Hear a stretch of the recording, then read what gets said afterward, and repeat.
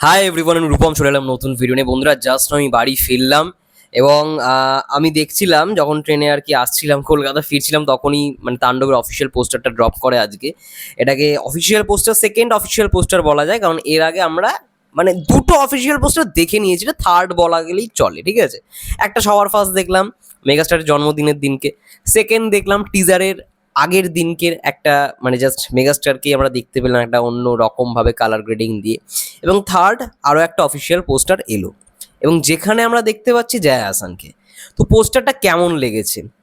Personally আমার এই পোস্টারটা খুব একটা ভালো লাগলো, একেবারেই ভালো লাগেনি অনেস্টলি স্পিকিং। শুধুমাত্র মেগাস্টারের যে তাকানোর ভঙ্গিটা, এটাই একটা অ্যাট্রাকটিভ ফিল রয়েছে।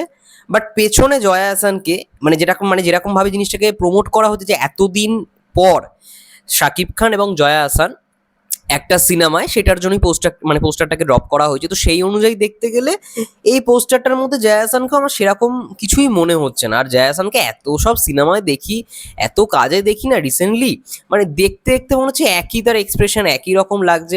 ইভেন টিজারেও যে তাকে খুব একটা ভালো লেগেছে এমনটা নয়, বন্দুক তাক করে যে তাকিয়ে রয়েছে ওটা যে খুব একটা ভালো লাগছে এমনটা না। এবং মানে জয়া আহসান জানি না কতটা প্রশংসা পাবে এই সিনেমাটার ক্ষেত্রে, বাট আমার কোথাও গিয়ে মনে হয় এই পোস্টারটা, মানে জয়া আহসানকে আমার খুব একটা ভালো লাগছে না। বাট মেগাস্টার শাকিব খানের যে এইটুখানি ফেস অফটা দেওয়া হয়েছে এরকম ভাবে হাতের মধ্যে বন্দুকটা ইয়ে করে, ওটা বেশ ভালো লাগছে, ঠিক আছে। এবং এইখানেও সেম জিনিস, chaos has a new name, তাণ্ডব। তো অনেস্টলি স্পিকিং এই পোস্টারটা আমার সেরকম কিছু মনে হয়নি। এর থেকে আমার কোথাও কি আগের পোস্টারটাই বেটার লেগেছে।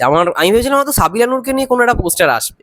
আজকে হঠাৎ করেই দেখলাম, মানে ট্রেনে আস্তে আস্তেই দেখছিলাম যে এরকম একটা পোস্টার দিয়ে দেওয়া হয়েছে এবং তারা প্রমোটটা করছে এরকম ভাবেই, যে এতদিন পরে মেগাস্টার শাকিব খান এবং জয়া আহসান। দেখো, এর আগে আমরা জানি যে পূর্ণদৈর্ঘ্য প্রেম কাহিনী পার্ট 1 পার্ট 2 এ তারা অভিনয় করেছে হিরো এবং হিরোইন হিসেবে।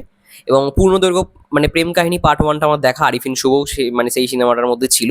সেই সিনেমাটা খুব ভালো, কিন্তু সেকেন্ড পার্টটা আমি এখনো দেখিনি, যেটা আমার আই থিঙ্ক ক্রিকেট খেলা নিয়ে ওই সেকেন্ড ফিল্মটা ছিল, মানে সেকেন্ড পার্টটা ছিল, ওটা আমার এখনো দেখা হয়নি। এবং ওটা আমি জানি না কতটা ভালো বা কতটা মন্দ, ওটা আমি দেখবো পরবর্তীকালে সময় পেলে এবং রিভিউও করবো।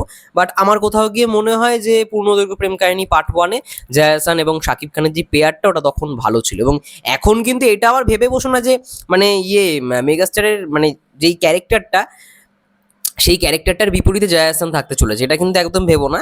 আমি যেটুখানি শুনেছিলাম, জয়া আহসান তো একজন সাংবাদিকের মানে একটা ক্যারেক্টার প্লে করছে, এবং এটাও শোনা গেছিল নাকি এটা মেগাস্টার শাকিব খানের কোনো একটা বোনের চরিত্র, মানে কোনো রকম ভাবে কানেকশন থাকবে এবং শেষে হয়তো দেখানো হবে এটা অ্যাকচুয়ালি মেগাস্টার শাকিব খানের বোনের একটি ক্যারেক্টার, ঠিক আছে। ওটা টুইস্ট হয়তো হিসেবে থাকতে পারে, এবার নাও হতে পারে, ঠিক আছে। আমি বলছি না এটাই পসিবিলিটি রয়েছে বা এটাই কনফার্ম, আমি শুনেছিলাম। সাংবাদিক তো একটুখানি কনফার্ম, সাংবাদিকের একটা ক্যারেক্টার প্লে করছে একটুখানি কনফার্ম। বাট আমার সত্যি কথা বলতে জয়া আহসানকে এত সব সিনেমায় দেখি, আমার না তাণ্ডবে খুব একটা যে মানে ভালো লাগছে বা খুবই ভালো হয়েছে পোস্টারটা, আমি মানে এটা বলতে পারবো না, ঠিক আছে। যাই হোক, এই পোস্টারটার মধ্যে আমার নতুনত্ব সত্যি কথা বলতে সেরকম কিছুই মনে হয়নি। বাট মেগাস্টারকে ভালো লাগছে, মানে চাহনি যেটা, মানে তাকানোর যে ভঙ্গিটা না, ওটা বেশ অ্যাট্রাকটিভ, বেশ অ্যাট্রাকটিভ। বাট জয়া আহসানকে আমার সত্যি কথা বলতে খুব একটা ভালো লাগছে মানে পেছনটা এরকম সামথিং, এরকম মানে টাইপের পোস্টার প্রিয়তমার ক্ষেত্রেও একটা এসছিল, ভালো করে মানে মনে করে দেখো, প্রিয়তমার একটা সেকেন্ড পোস্টার এসছিল, সেখানে মেগাস্টার চশমা পরেছিল, চুলটা এরকম ভাবে মানে ছিল, বাঁধা ছিল মেগাস্টারে। আর হচ্ছে পেছনে ইধিকা পলকে জাস্ট ব্যাক সাইড থেকে একটা করা হয়েছিল, একদম ক্যারেক্টার করে, ওরকম টাইপের পোস্টারটা হয়েছে। বাট পোস্টারটা আমার খুব একটা মানে অ্যাট্রাকটিভ বলে মনে হলো না, আমি একটু বেশি আশা করেছিলাম। আই থিঙ্ক পরবর্তী যে পোস্টারগুলো আসবে সাবিলা নূরের সঙ্গে, বা যেগুলো আসবে হয়তো পরবর্তীকালে, সেগুলো আই থিঙ্ক আরও বেটার হবে। এই পোস্টারটায় মেগাস্টারকে ভালো লাগছে, বাট জয়া আহসানকে খুব একটা আমার অ্যাট্রাকটিভ বা ভালো লাগছে না, ঠিক আছে। যাই হোক, এটাই ছিল মোটমাট এই পোস্টারটা সম্পর্কিত আমার রিয়াকশন। তোমাদের কি মন্তব্য অবশ্যই কমেন্ট করে জানাও। ততক্ষণের জন্য সবাই ভালো থেকো, সুস্থ থেকো, টেক কেয়ার।